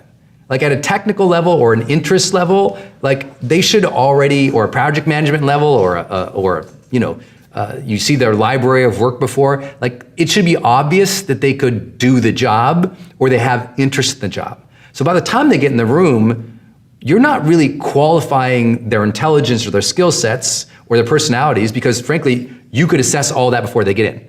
By looking at their resume, by looking at their library of work in the past, by giving personality assessments in advance if you want to do that kind of thing. Some of our companies, we give personality assessment in advance, some of them we don't. So it's up to you.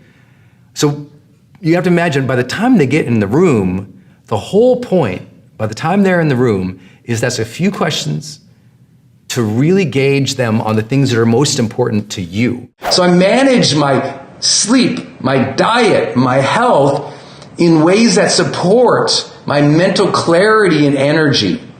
And I know that sounds, sometimes people think motivation is just a mental game. I'm like, yes, but your mind and your body are connected. If your body is lethargic, so is your mind, right? That brain-body connection is real, y'all. And I know you know that. You've been sick, you've been tired, there's other times when you've been out of shape, you feel terrible. So I'm here to encourage you, as I always do. If every single month in high performance, I have to cheer you on to get in better health, to prioritize your health, to sleep good, to eat well, to move. If I have to do that every single month, I will do that. I will be your champion. I will cheer you on. I want you in excellent health this year. So please hear me cheer that on every single month, because I just know I get you in better health. I get you in better mental health. We get you in better mental health, it's easier to sustain that fire and that drive. Patience is easier when you are constantly learning mastery. And what I mean by this, if you've heard me teach a lot, I'm often telling people, make sure you know the 5 critical skills that you would need to develop to become world class at whatever you want to do. I mean, to become really good at. What skills would you have to master? Like for me, I would have to master not just writing, but I would have to master how to promote a book, how to build my brand, how to run a business, how to communicate on video and stages. I had no idea how to do like any of that, and you can tell I still suck at some of that, right? It's like, it's not easy. But because on the way to become best-selling author, I was always studying how to do all of that stuff. Learning can make you feel more patient, because you're like, learning is giving you progress. Learning is readying yourself for that moment you get the big break. Learning makes patience easier because your mind feels more competent. It's like, you know what? I'm learning here. At least I'm getting some momentum. Maybe, the doors aren't opening. Maybe the bank account isn't filling up. But my mind is getting sharper at this. I'm developing skill. And when you develop skill, your mind says, hey, progress, we're doing okay. When the mind says, hey, progress, we're doing okay, patience is so much easier. It's when you're sitting there, the people used to say twirling your thumbs, now they just say playing video games. It's like when you're sitting there playing video games all day, detached from the dream, not doing activities of the dream, and you're not learning, you really fall into complete detachment from progress. And now it's not even a matter of patience. You just flat out give up. Because the mind needs a sense of growth. And that growth is either come from learning or doing. Questions like, what attracted you to wanting to work with us? Like what about our company or this role made you passionate about it? Tell me about a time that you set a difficult goal and you hit it. Tell me about a time that you were on a project or had a goal and it totally failed. How did you handle that? That gets to the points I made earlier. Who do you admire the most and why? I love that question because you'll start to see people's heart come out in an interview. Like, who do you admire? Why do you admire them? But also, who do you want to be a hero to, or who do you want to admire you? Which is a really great question because it gets people really thinking about how they live their life and for whom, and it gets to a more personal level, often in interviews. What do you think would make you successful here? And that kind of checks, have they paid attention to the company? Do they know what they're applying to? Do they know what your culture is like? Do they have they done their homework? Let's see, have you seen our website or what we do in the marketplace? Do you have any advice that we could already be better? Like where could we improve what we do? What do you know about us? What could we do better? Give us some advice to see if they're actually paying attention. What project would you consider your most significant career accomplishment? I just like to say, what's a project you've done that you're really proud of? That was really the most important thing. And you hear and get to see their passion and their enthusiasm and the sense of fulfillment that they might have. We also like to say, why would you like to be part of this team? Like, what is it about this place? These types of questions, they're not the end-all be-all questions. You could go pick up any book on interviewing at your local bookstore and see, and yes, please go to your local bookstore, and see like hundreds and hundreds of questions. You have to know what are the questions important to you. And that's it. That's it.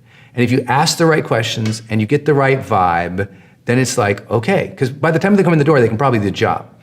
Now in the interview, it's all about those things of, can you see the passion, feel the heart, feel the fulfillment, see that they're a good person, see that they have enthusiasm about it, see that they're ready and they're hungry to do the work, see that they're confident in it. We've done interviews in the past with some of our companies. The persons we interviewed, they didn't really want to be there, or they didn't seem like they would be good fit for a team. They were more of like the individual contributor, and they were smart, but you couldn't see that they would be like willing to work with people.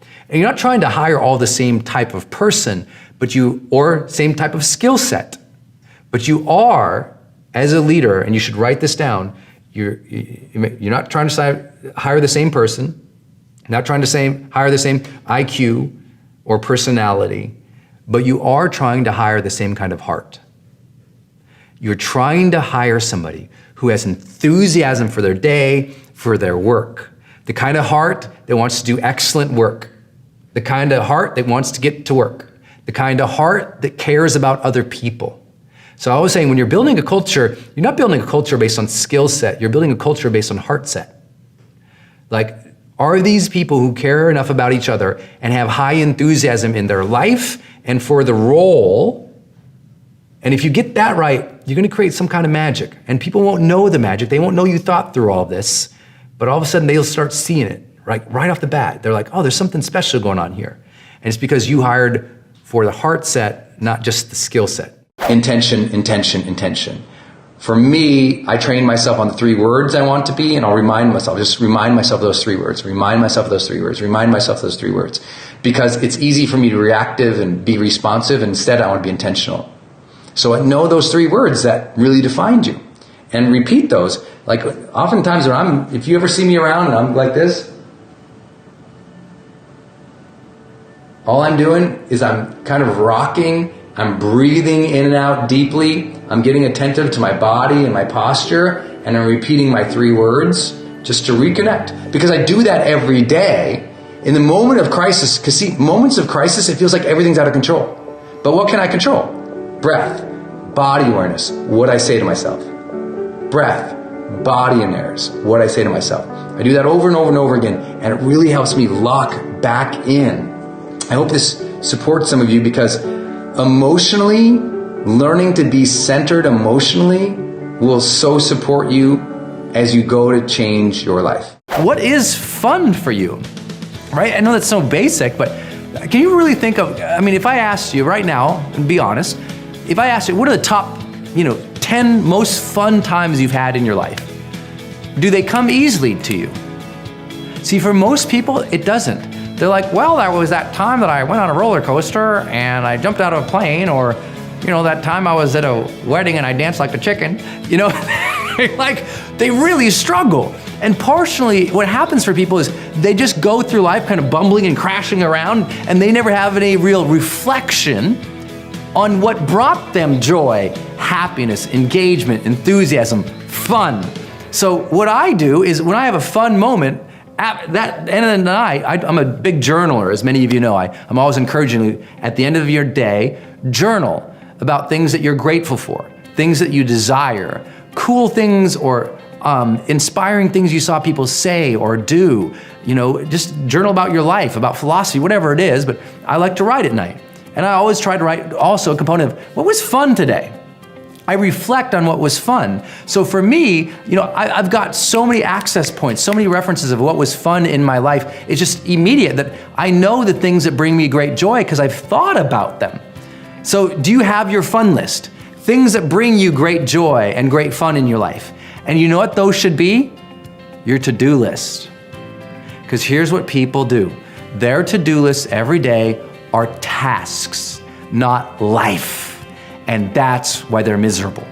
They've gotten lost into the minutia of what must happen versus who they could be that day. And that's where their life starts to derail and they lose that charge. It's so magical in life. So what's your fun list? What are those things that you could do that would bring great joy and fun into your life? And do them more often, and automatically you're having more fun. You have to teach your mind to honor the struggle. You have to teach your mind. Every day you're getting discouraged. And instead of saying, well, I guess I'll quit, I suck, this is no good, it's never gonna happen, you have to take control of the self-talk and honor the struggle. Like literally tell your mind how to deal with the process. Tell your mind, no. This process, this hardship, this struggle, it's part of conditioning me to be ready for the dream, to succeed. This part of the struggle that I hate right now, it's developing character, it's making me force it, it's helping me challenge, it's making me grow. In other words, anticipate the fire. Anticipate the difficulty. Anticipate that it's gonna suck. Anticipate the days that you just don't like it. I'm a high performance coach, so I'm blessed to work with some of the most literally extraordinary people in the world. And some of my favorite clients in the past have been working with the US military. And it's like, if you ever heard that Green Beret conversation where they use this phrase, embrace the suck, right? Army Special Forces will say embrace the suck. Yeah, this sucks, but it makes us awesome. Let's dig in, let's get better, let's skill up, let's use this to build our character, our strengths, our skills, our ability to win in the future. So all the things that suck right now, you're like, oh my God, I can't figure this out. It's gonna make you better. And I don't mean this just philosophically. Let me give you an example. At the very beginning of my writing career, I went completely broke.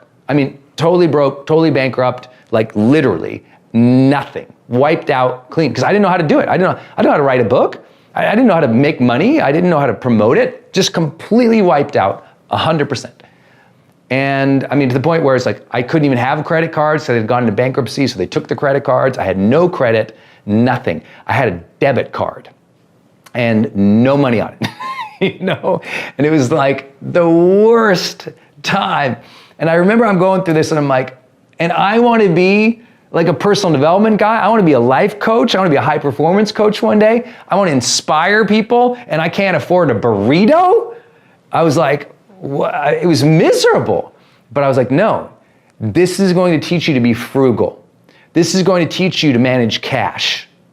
This is going to teach you to be resourceful. When everybody else has fancy stuff, you're going to outperform them with stuff that isn't as great. I'm going to learn to be a resourceful human and prioritize being innovative and creative versus just having all this stuff. So I didn't have the fancy cameras. I borrowed a 3-legged table from my mom from the sewing room, and I would just type on that. I borrowed a laptop from somebody to write my book. I was just pinching every penny and dime to afford rent. And then when I couldn't afford rent, I had to move in with my girlfriend, and I had to ask friends for help and support. And it was so humbling. And notice I said humbling. I didn't say embarrassing.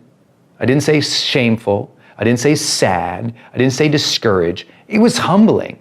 It was like, you know what? People who get success, they earn that. Right now, I'm earning it. I'm putting in the miles. I'm dealing with the hardship.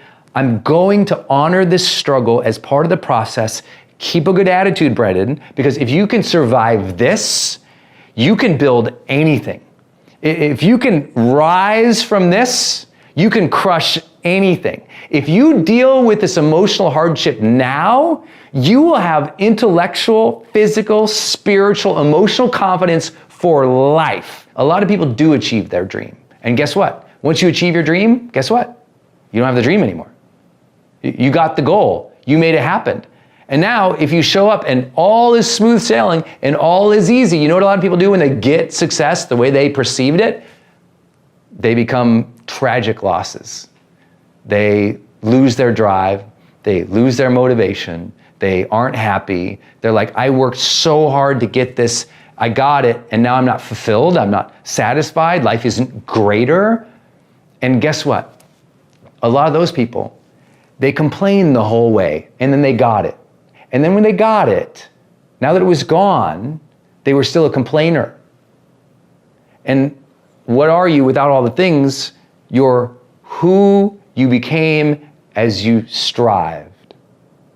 So what I'm here to tell you is, along this process, along this struggle, every single day, as it sucks, as it's a grind, as it feels like a hustle, as it feels like you're like compromising everything, and it's just like, oh my gosh, honor this process as a challenge to you to become a better human, to develop a better attitude, to develop those skills that are required. Like literally experience it, not as a journey to achieve a dream, experience it as an opportunity to transform, experience it as an opportunity to grow, experience it as an opportunity to test your mettle and ask, what am I really made of? How can I deal with this and live a great life right now? Not in 10 years when I hope to make it. How do I live a great life right now? Because if you can't teach yourself to live a great life right now, when you get financial abundance or you get the dream or everything happens, guess what? You're still stuck with you. And if you can't teach yourself to be satisfied, joy-filled, emotionally connected, happy, fulfilled now, I'm here to tell you, after coaching literally the most impressive people on the planet, people who are on covers of magazines, spiritual leaders, presidents of the United States, having the experience of working at the top echelons of every organization at the top levels, I can tell you that there's a lot of people who do get the dream. And because they weren't patient and they didn't develop themselves along the way, they hurried into it, they complained and crashed and grinded into it, they get there, they compromise their integrity, they compromise their health, they never taught themselves to be happy. So they got everything and they're still unhappy. And you're like, you have everything, how are you unhappy? It's because they never taught themselves along the journey to honor it and to use it as a training ground for being their best selves every day. You know the old days, like in the 80s and 90s, maybe you don't know the 80s and 90s, I don't know how old you are, but in the 80s and 90s it was very big, like put your values in words up on the walls all around your office. It was like integrity, as if any company didn't have that as a value, but let's integrity, right? Or you'd have another one over here of just like love, or like one singular word, excellence. And it was all over the place. And then there was a big poster with an eagle flying and a motivational quote from Les Brown or something, right? You remember those? Like that was really exciting times and people loved all that stuff. And that's all really good. But the issue with it is people don't own it and live it because you're not naming those things as things that we do versus just cold words on a wall. And so you have to take all of your values and say, what do we do here that makes us unique or good? And so like if you have values in your mind that you want all your people to have, write all those values down as a list, but then write them in a way that really defines what those values are as things that you do. So for example, when I share with my team, when I'm onboarding, I share these 4 things. I say, okay, these are what make us unique and special. This is what we do here as a culture. So I say, this is what we do as a culture versus just a word or a value. Let me give you an example. Like, first one, we challenge ourselves. That embodies almost everything that is important to me in this brand, in this business. We challenge ourselves. That's something that we do, right? We challenge ourselves. And so when people turn something in, did you challenge yourself on that? Okay, did you set a larger goal? Are you going for a stretch goal? Are you trying hard things? Did you challenge yourself with what you're submitting here, right? We want to always challenge ourselves to develop deeper skills, better abilities, better ways to contribute. So we challenge ourselves here. We're going to push, and that also allows an understanding like, we're going to challenge you, because it's not challenge yourself, it's we challenge ourselves. I'm going to challenge you, I'm going to challenge you, you're going to challenge you, you're going to challenge you, you're going to challenge me. Like setting the context that challenge is part of this thing, we challenge ourselves. And that's the expectation. That, for me, embodies tons of principles, tons of philosophies. That's like, embodies hard work and excellence. That embodies the openness to feedback. That embodies the willingness to push beyond our comfort zone. It embodies so many concepts. We challenge ourselves.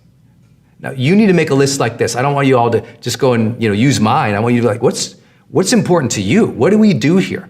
The second one for us is we take care of each other. That's a huge one. I've been in other companies where they say we treat each other like family, or we care for each other like family. Whatever it is, it's like we just say we take care of each other. And that embodies that we're attentive. We're present with each other. We know each other's story. We know what's going on in each other's lives.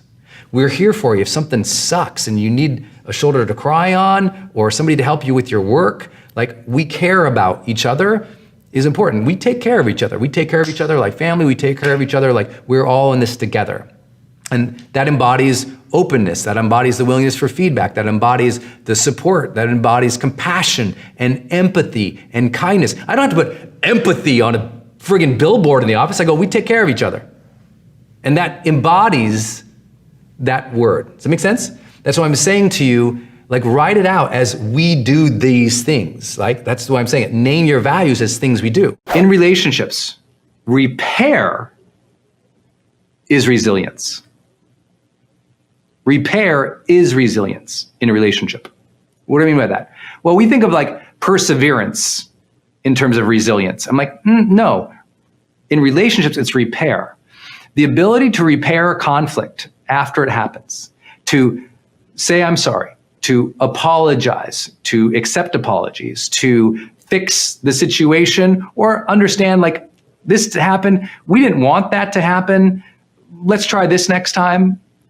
And allowing the ego to fade out of that, to be able to say I'm sorry, to be able to say I was wrong, to be able to say you're right, to be able to say, you know what, we didn't want that together, without the hatred or the blame, is everything. Denise said this morning, she says, it's so important to apologize, for the other to accept that apology, and for the two of you to decide to move on. I love that, right? It's like, okay, apologize. The other person's gonna go, I hear you apologizing. I appreciate that you're apologizing. Thank you for owning that. What can we do better next time so we don't run into that? And moving it from problem focused to solution focused, moving it from blame and upset to the next thing. That's so important. That's what I mean by repair. People have to learn how to repair when they mess up together. And you have to anticipate, we're all gonna mess up together, right? I mess up all the time, but I'm so, personally, in all areas of my life, but I'm the first to apologize. Oh, I didn't see that. I didn't anticipate that. I'm sorry that happened. Oh, I see where you're coming from. Okay, got it, understood. And it's like that repair, like intrigue, maybe it's because I'm a people pleaser. I want everyone to feel good after an argument, like right away. I'm not a steward. I can't remember anything negative that happened last week. You can live the high performance experience like literally now. Stop thinking one day you'll be next level, world class, best, rich, happy, fulfilled. Do that now. Like, live today as a wealthy individual.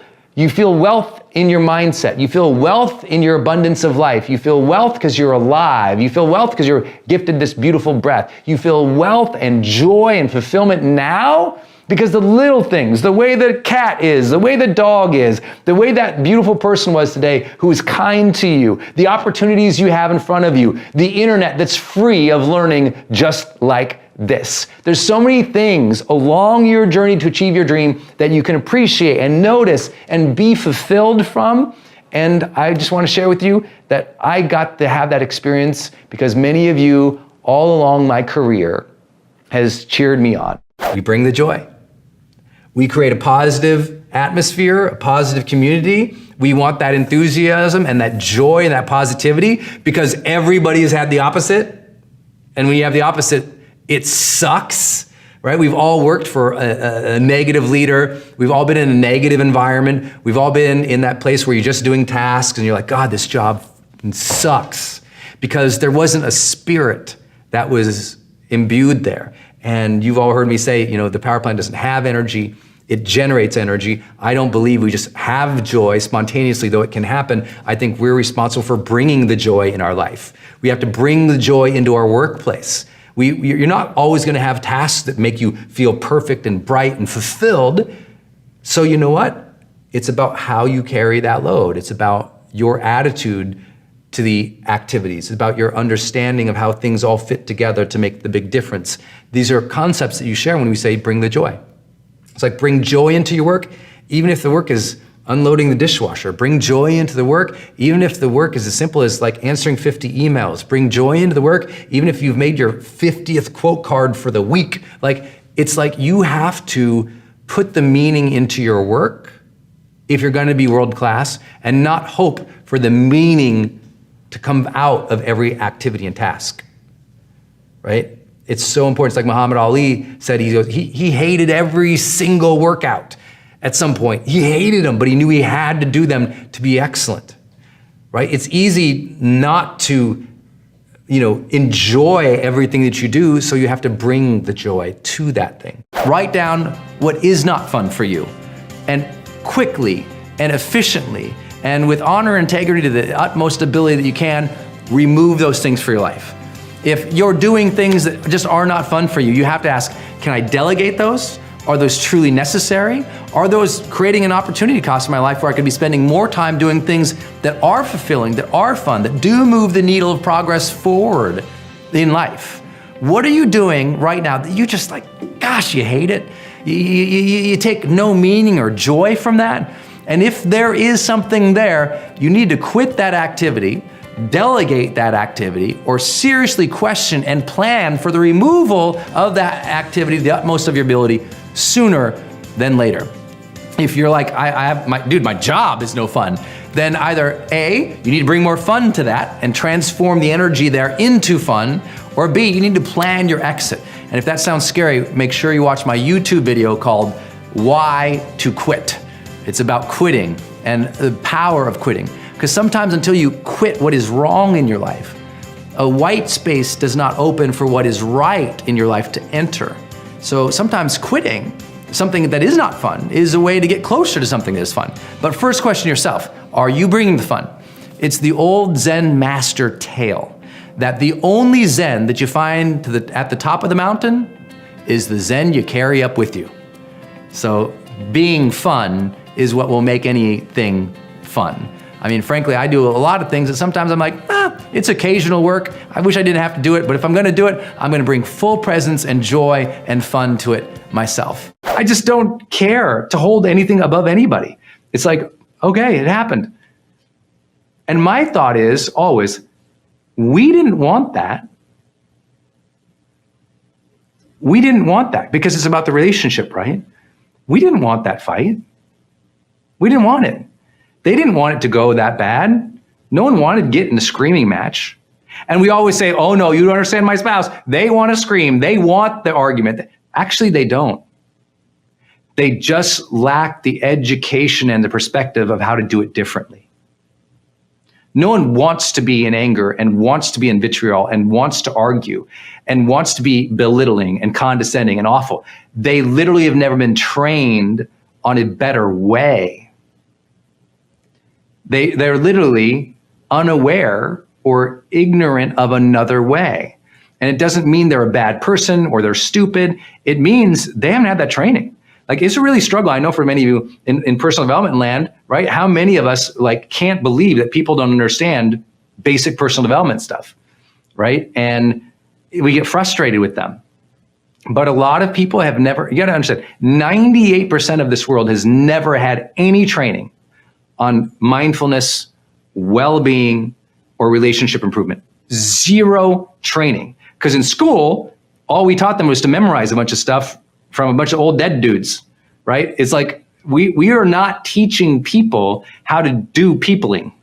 So you can't get mad that a 30-year-old person doesn't know how to resolve a conflict.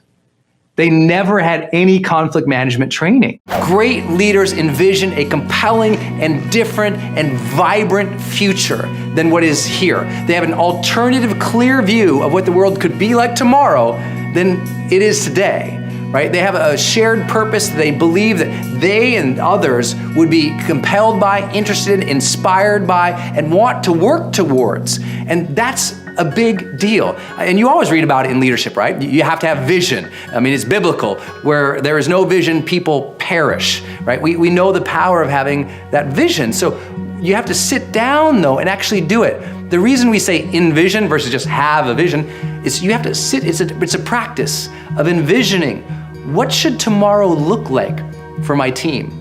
What should tomorrow be like for my business, for my organization? What should tomorrow be like for my life? And not just tomorrow, a long-term mindset and view, the dream, right? That magnificent obsession, that bold desire, the moonshot goals and purposes and missions of life, the bigger picture. That's envisioning a different reality in the future than we experience today. And that's what everybody gets excited about in leadership.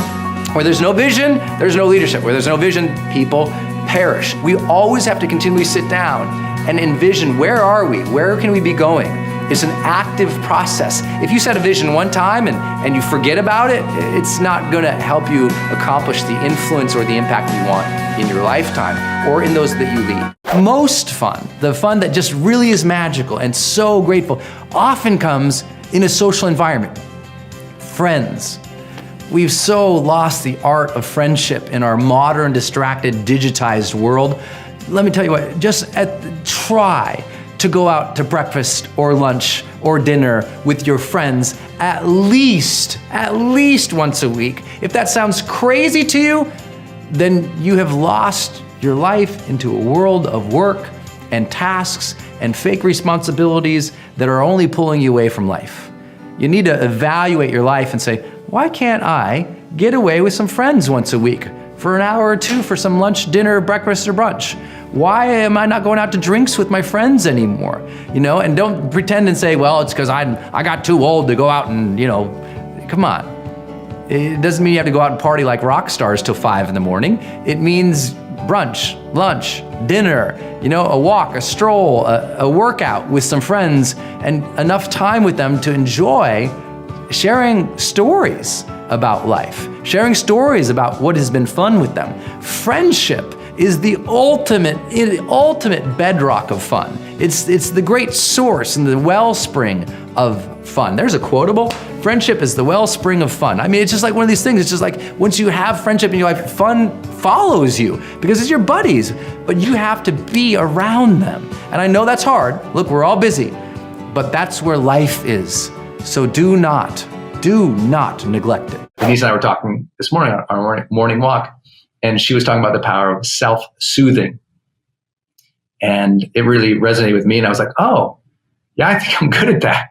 How many days I feel super frustrated or angry or hurt or slow. I can't count them as days, but those moments are there. And I got to calm myself down. So again, coming back to the release meditation technique, or coming back to tapping, or self-soothing. If you guys were with me the other day, I taught this simple thing. If you breathe in, you breathe out, you breathe in, you breathe out. And all you're doing is you're putting pressure on the back of your head, near your cerebellum. You're pulling with pressure down over the neck and onto the chest. And I will just close my eyes and I will take the breath in and breathe out. And I'll do that 10, 20, 30, 50 times. I'll bounce in place 10, 20, 30, 50 times. I'll open up my body, I'll tap, I'll do a lot of things, because guess what? I know the sooner I end that anxiety and that frustration, the more productive, healthy, and forward-looking I am. I don't want to be stuck there. So I have to self-soothe. Remember, if you aren't doing self-soothing on an active basis, you are not even close to your real emotional powers.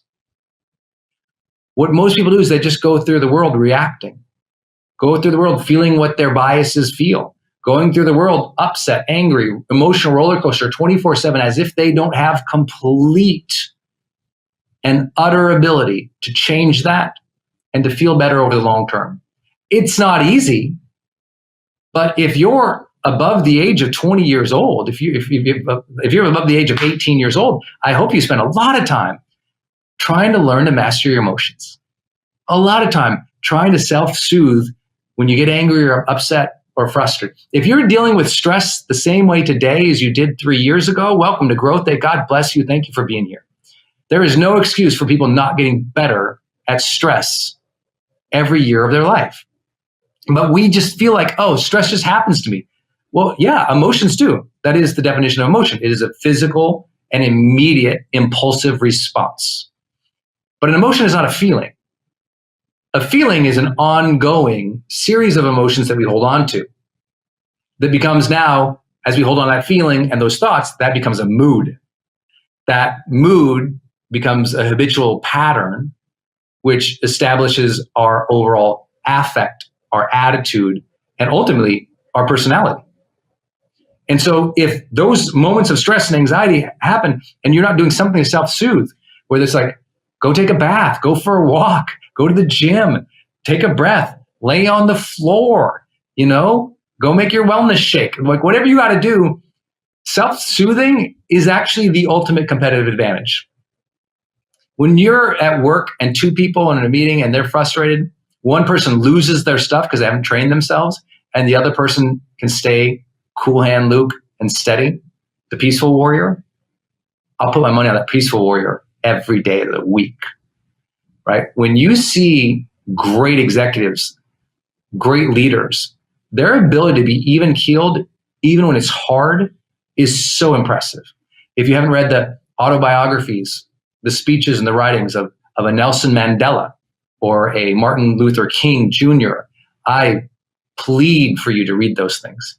Even volatile people like great leaders like a Winston Churchill, as an example, who would find a way to calm down. Yes, sometimes I know alcohol was there, but also the ability to change mindset, to look at it in a different angle or perspective.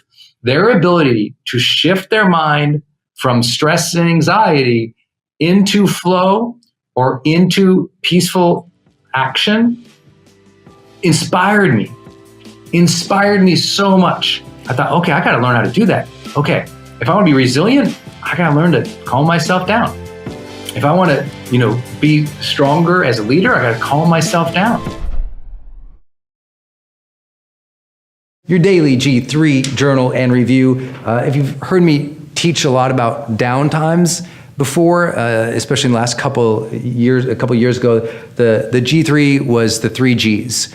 And what it means is every single day, I want you to journal on these 3 things. And I do mean journal, meaning you write it down in the morning and you review it at night. So that's why it says journal and review. So you write in the morning and review it all at night. And so here's what the G3 is. The first thing you know is your gratitude. And that is just, what are you grateful for? Why does that make you feel good? Why are you thankful for it? And just write it down in your journal. Just a whole, you should have a gratitude journal already, but when you're disappointed or having setbacks, I want you to do the gratitude in the morning. A lot of gratitude journal stuff is at the night. I want you to move it right up the morning. You got to prime your morning for some goodness. So right off the bat, you got to do that, okay? So gratitude. Second major thing I want you to focus on is your goals.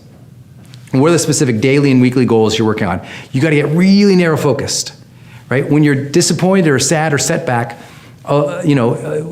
the idea of creating a vision board and seeing out 10 years from now, that's too much. What you need to do is get really close in near term. This day's goals, this week's goals. Because if you can check those suckers off and get a little progress in, you'll feel differently as we talk about. So goals is important. And the third G is goodness. And the goodness is noticing what is good from the previous day. So when you start the day, you're like, okay, what am I grateful for in general, for life?